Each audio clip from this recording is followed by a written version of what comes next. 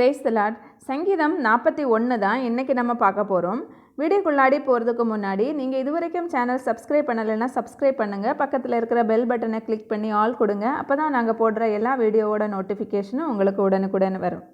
இந்த 41வது சங்கீதத்தை பார்க்கும்போது ராகத்தலைவனுக்கு ஒப்புவிக்கப்பட்ட தாவீதின் சங்கீதம் அப்படின்னு சொல்லிட்டு சப்டைட்டில் எழுதியிருக்காங்க.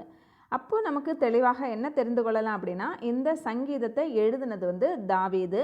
இந்த சங்கீதத்தில் மொத்தம் 13 வசனம் இருக்குது.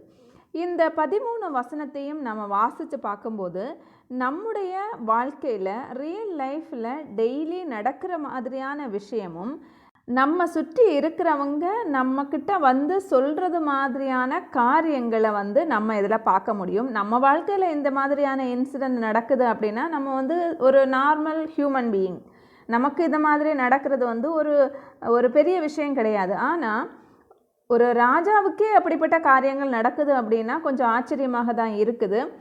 ஆனாலும் இதை வாசிக்கும்போது நமக்கு நிறைய காரியங்களை நம்முடைய வாழ்க்கையில் நடந்த இன்சிடெண்ட்டு இல்லைன்னா நமக்கு தெரிஞ்சவங்க நமக்கு அவங்களால சொல்லப்பட்ட காரியங்களை நமக்கு ஞாபகம் மூட்டுகிறதாக இது இருக்கும்.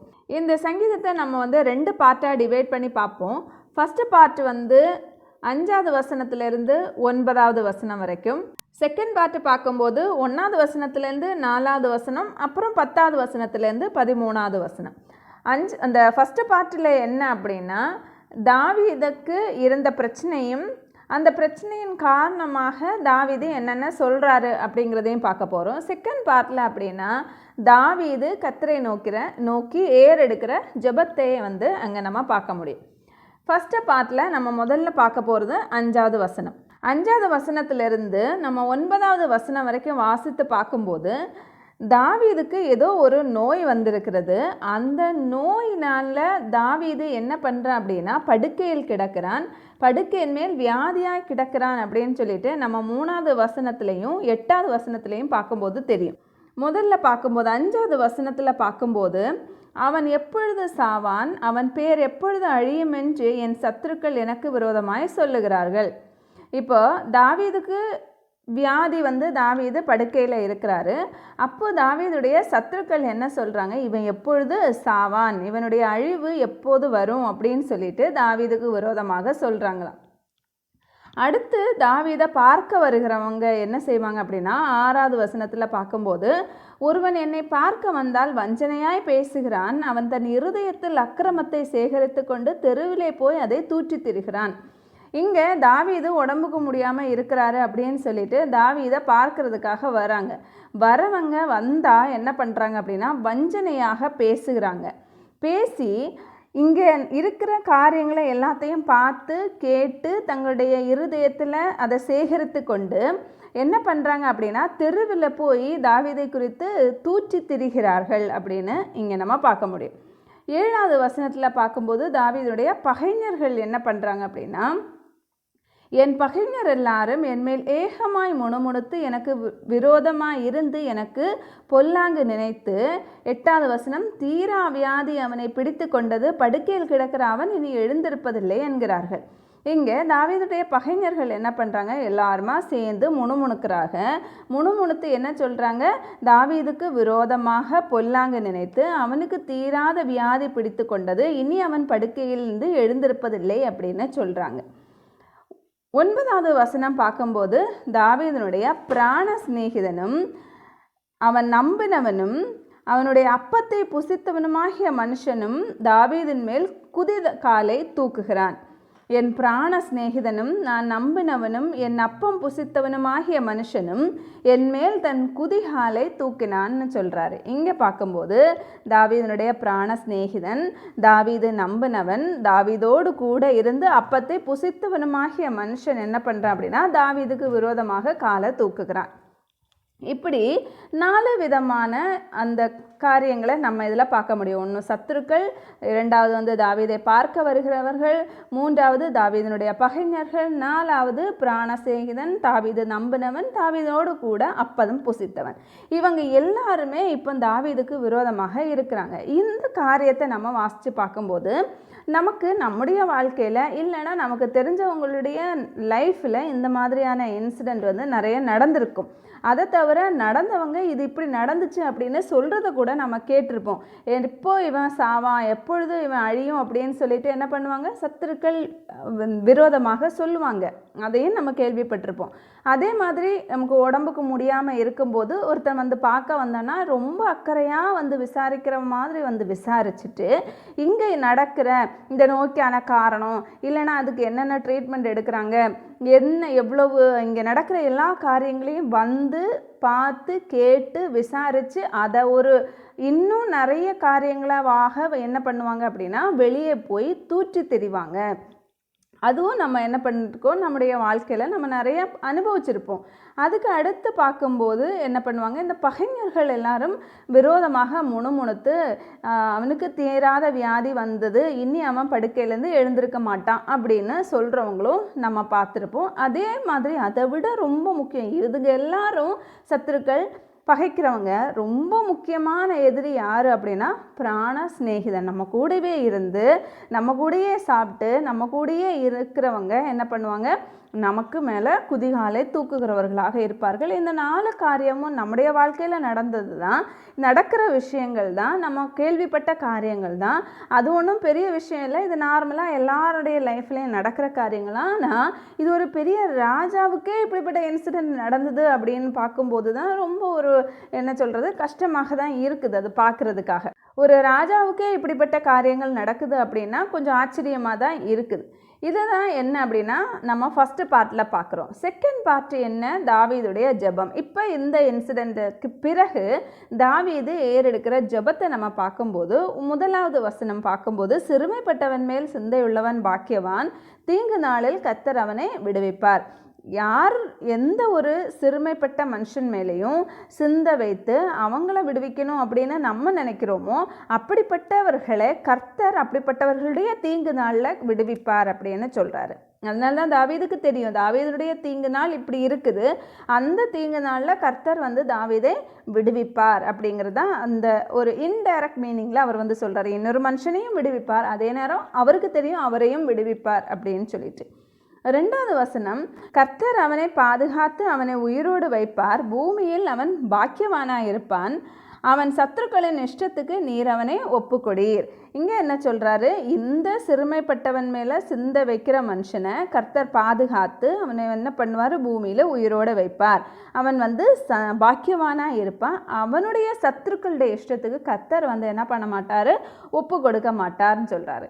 3வது காரியம், படுக்கையின் மேல் வியாதியாய் கிடக்கிற அவனை கர்த்தர் தாங்குவார், அவனுடைய வியாதியிலே அவன் படுக்கை முழுவதையும் மாற்றி போடுவீர். எங்கே என்ன சொல்கிறாரு, எந்த சிறுமைப்பட்டவன் மேல் சிந்தையாக இருக்கிற மனுஷன் படுக்கையில் வியாதியாக கிடக்கிற அந்த மனுஷனை கர்த்தர் என்ன பண்ணுவார், தாங்குவார், அவனுடைய வியாதியிலே அவனுடைய படுக்கை முழுவதையும் மாற்றி போடுவீர் அப்படின்னு 3வது வசனத்தில் நம்ம பார்க்க முடியும். 4வது, கர்த்தாவே என்மேல் இரக்கமாயிரும், உமக்கு விரோதமாய் பாவம் செய்தேன், என் ஆத்துமாவை குணமாக்கும் என்று நான் சொன்னேன். இவர் வந்து கர்த்தரை நோக்கி வேண்டுதல் செய்கிறாரு, என்மேல் இரக்கமாயிரும், உமக்கு விரோதமாக பாவம் செய்தேன், என்னுடைய ஆத்துமாவை குணமாக்கும் அப்படின்னு சொல்லிட்டு அவர் வந்து வேண்டுதல் செய்கிறாரு. அதுக்கு அடுத்து நம்ம 10வது 11வது 12 13வது வசனத்தில் பார்க்கும்போது, கர்த்தாவே நீர் எனக்கு இறங்கி நான் அவர்களுக்கு சரிக்கட்ட என்னை எழுந்திருக்க பண்ணும், என் சத்துரு என்மேல் ஜெயம் கொள்ளாததினால் நீர் என்மேல் பிரியமாயிருக்கிறீர் என்று அறிவேன், நீர் என் உத்தமத்திலே என்னை தாங்கி என்றென்றைக்கு உம்முடைய சமூகத்தில் என்னை நிலைநிறுத்துவீர்.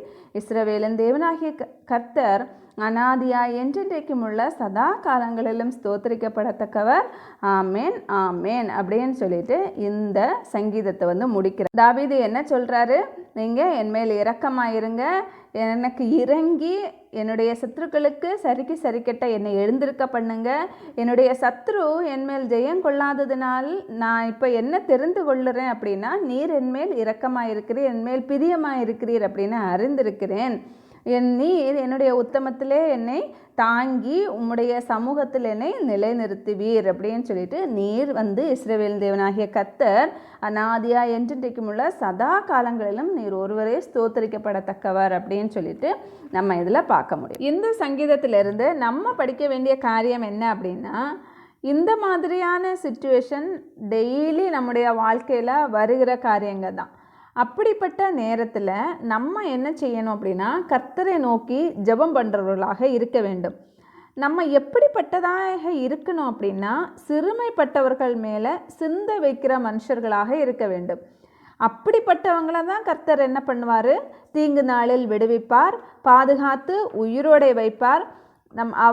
அவர்களை அவர்களுடைய சத்துருக்களின் இஷ்டத்துக்கு ஒப்பு கொடுக்க மாட்டார். படுக்கையில் வியாதியாக இருக்கிற நேரத்தில் கர்த்தர் தாங்குவார், வியாதியை மாற்றி போடுவார்.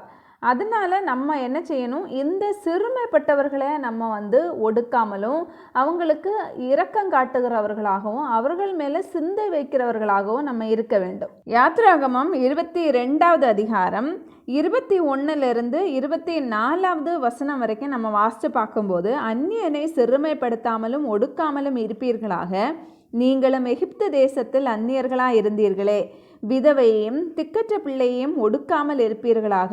அவர்களை எவ்வளவாகலும் ஒடுக்கும்போது அவர்கள் என்னை நோக்கி முறையிட்டால், அவர்கள் முறையிடுதலை நான் நிச்சயமாய் கேட்டு கோபம் உண்டவராகி உங்களை பட்டயத்தால் கொலை செய்வேன். உங்கள் மனைவிகள் விதவைகளும் உங்கள் பிள்ளைகள் திக்கற்ற பிள்ளைகளும் ஆவார்கள். இந்த வசனத்தை நம்ம வாசித்து பார்க்கும்போது, இந்த வசனம் கர்த்தர் சொல்கிற வசனம். அந்த வசனத்தில் அந்நியனை சிறைப்படுத்தாமல் அவங்கள ஒடுக்காமல் இருக்கணும், விதவையும் திக்கற்ற பிள்ளைகளையும் ஒடுக்காமல் இருக்கணும். அவர்களை நீங்கள் ஒடுக்குனா அவங்க என்னை நோக்கி முறையிடும்போது அந்த முறையிடுதலை நான் நிச்சயமாக கேட்டு கோபம் உண்டவராகி உங்களை பட்டயத்தினால் கொலை செய்வேன். உங்களுடைய மனைவிகள் விதவைகள் ஆவார்கள், உங்கள் பிள்ளைகள் திக்கற்ற பிள்ளைகள் ஆவார்கள் அப்படின்னு சொல்கிறாரு. ஏன் அப்படின்னா, கர்த்தர் இந்த சிறுமைப்பட்டவர்களை ரொம்ப நேசிக்கிறவராக இருக்கிறார், அவர்கள் மேல் அன்பு வைக்கிறவராக இருக்கிறார், அவர்கள் மேலே கரிசனை உள்ளவர்களாக இருக்கிறார். தாவீது இதே காரியத்தை ஏற்கனவே 12வது சங்கீதம் 5வது வசனத்தில் சொல்லியிருக்கிறாரு. ஏழைகள் பாழாக்கப்பட்டது நிமித்தமும் எளியவர்கள் விடும் பெருமூச்சு நிமித்தமும் நான் இப்பொழுது எழுந்து அவன் மேல் சீறுகிறவர்களுக்கு அவனை காத்து சுகமாய் இருக்க பண்ணுவேன் என்று கர்த்தர் சொல்கிறார். இங்கே கர்த்தர் அந்த வார்த்தை என்ன வார்த்தை சொல்கிறார்னா, ஏழைகள் பாழாக்கப்பட்டது நிமித்தமும் எளியவர்கள் விடும் பெருமூச்சு நிமித்தமும் நான் இப்பொழுது எழுந்து யாரெல்லாம் அவர்கள் மேல் சீறுகிறார்களோ அவர்களுக்கு அவனை காத்து சுகமாக இருக்க பண்ணுவேன் அப்படின்னு கர்த்தர் இங்கே சொல்லியிருக்கிறாரு. எரேமியா 22வது அதிகாரம் 3வது வசனத்தில் பார்க்கும்போது, நீங்கள் நியாயமும் நீதியும் செய்து பறி கொடுத்தவனை ஒடுக்குகிறவனுடைய கைக்கு தப்புவீங்கள். நீங்கள் பரதேசியையும் திக்கற்றவனையும் விதவையையும் ஒடுக்காமலும் கொடுமை செய்யாமலும் இவ்விடத்தில் குற்றமில்லாத இரத்தத்தை சிந்தாமலும் இருங்கள் அப்படின்னு சொல்லிட்டு கர்த்தர் இங்கே சொல்கிறாரு. இப்படி இந்த வார்த்தைகள் எல்லாவற்றையும் வச்சு பார்க்கும்போது கர்த்தர் சிறுமைப்பட்டவர்கள் மேல் சிந்தை வைக்கிறவராக இருக்கிறார். அவர் சிறுமைப்பட்டவர்கள் மேலே சிந்தை வைக்கிறவராக இருக்கிறதுனால யாரெல்லாம் சிறுமைப்பட்டவர்கள் மேல் சிந்தையாக இருக்கிறாங்களோ அவங்க எல்லாரையும் பாக்கியவான்களாக இருக்க பண்ணுவார். அவர்களை எல்லாரையும் விடுவிப்பார், பாதுகாப்பார், சத்துருக்களின் இஷ்டத்துக்கு ஒப்பு கொடுக்க மாட்டார். கர்த்தர் தாங்குவார், அவர்களுடைய வியாதியை எல்லாவற்றையும் மாற்றி போடுவார். இதை தாவீது ரெகுலராக ஃபாலோ பண்ணுறாரு. அப்படி ஃபாலோ பண்ணுறதுனால தான் தாவீது தைரியமாக சொல்கிறாரு. தாவீது என்ன சொல்கிறாருன்னா, அவர் சிறுமைப்பட்டவர்கள் மேலே சிந்தையாக இருக்கிறதுனால கர்த்தர் என்னையும் பாதுகாப்பார் அப்படின்னு சொல்லிட்டு அவர் சொல்கிறாரு. அதே மாதிரி மற்றவங்களையும் அவர் பாதுகாப்பார், தாங்குவார் அப்படின்னு தாவீது சொல்கிறாரு. அதுக்கு பிறகு கர்த்தரை துதிக்கிறாரு. இஸ்ரவேலின் தேவனாகிய கர்த்தர் என்றென்றைக்கும் சதா காலங்களிலும் ஸ்தோத்திரிக்கப்பட்டவர் அப்படின்னு சொல்கிறாரு. இனி ஒரு காரியம் என்ன அப்படின்னா, இந்த 10வது வசனத்தில் தாவீது சொல்கிறார் இல்லையா, கர்த்தாவே நீர் எனக்கு இறங்கி நான் அவர்களுக்கு சரிக்கட்ட எண்ணெய் எழுந்திருக்க பண்ணும் அப்படின்னு சொல்கிறார் இல்லையா. அது நம்ம என்ன செய்யக்கூடாது? ஃபாலோ பண்ணக்கூடாது. மத்தேயு 5வது அதிகாரம் 44லேருந்து 48வது வசனம் வரைக்கும் நம்ம வாசித்து பார்க்கும்போது, இயேசு கிறிஸ்து என்ன பண்ணியிருப்பார் அப்படின்னா, சில உபதேசங்களை இங்கே சொல்லியிருப்பார். அதில் முக்கியமான ஒரு காரியம், உனக்கடுத்தவனை சிநேகித்து உன் சத்துருவை பகைப்பாயாக என்று சொல்லப்பட்டதை கேள்விப்பட்டிருக்கிறீர்கள். நான் உங்களுக்கு சொல்லுகிறேன், உங்கள் சத்துருக்களை சிநேகியுங்கள், உங்களை சபிக்கிறவர்களை ஆசீர்வதியுங்கள், உங்களை பகைக்கிறவர்களுக்கு நன்மை செய்யுங்கள், உங்களை நிந்திக்கிறவர்களுக்காகவும் உங்களை துன்பப்படுத்துகிறவர்களுக்காகவும் ஜெபம் பண்ணுங்கள். இப்படி செய்வதனால் நீங்கள் பரலோகத்தில் இருக்கிற உங்கள் பிதாவுக்கு புத்திரராயிருப்பீர்கள்.